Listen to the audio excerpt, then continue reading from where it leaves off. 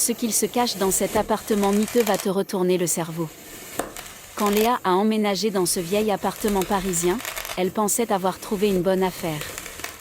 Mais dès la première nuit, quelque chose clochait. Des bruits étranges.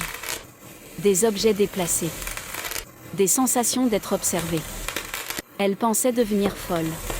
Jusqu'à ce qu'elle découvre, derrière le miroir de la salle de bain, une petite trappe. Son cœur s'est mis à battre à toute vitesse. Elle l'a ouverte. Et ce qu'elle a vu l'a glacée. Abonne-toi pour découvrir ce qu'il y avait derrière. Partie 2 demain. Personne ne devrait jamais ouvrir cette trappe. Mais elle l'a fait.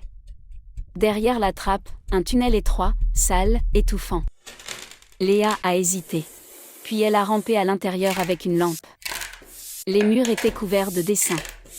Des visages, des mots griffonnés à la hâte, ne fais pas confiance au propriétaire. Plus elle avançait, plus son angoisse montait. Puis elle a entendu une voix. Une voix d'enfant, qui chuchotait son prénom, Léa. Elle a figé.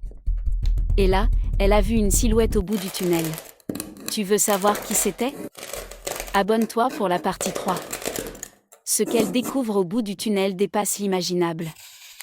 La silhouette. C'était une petite fille. Les yeux vides. Debout dans une pièce minuscule. Au mur, une photo, Léa, enfant, dans le même appartement. Elle ne se souvenait de rien. Mais un vieux journal au sol expliquait tout. Léa était née ici. Elle avait été enlevée à l'âge de 4 ans. Puis adoptée par une autre famille sans jamais connaître son passé.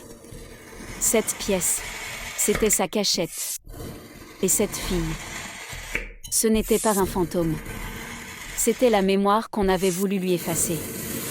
T'as aimé cette histoire ? Abonne-toi, d'autres arrivent demain.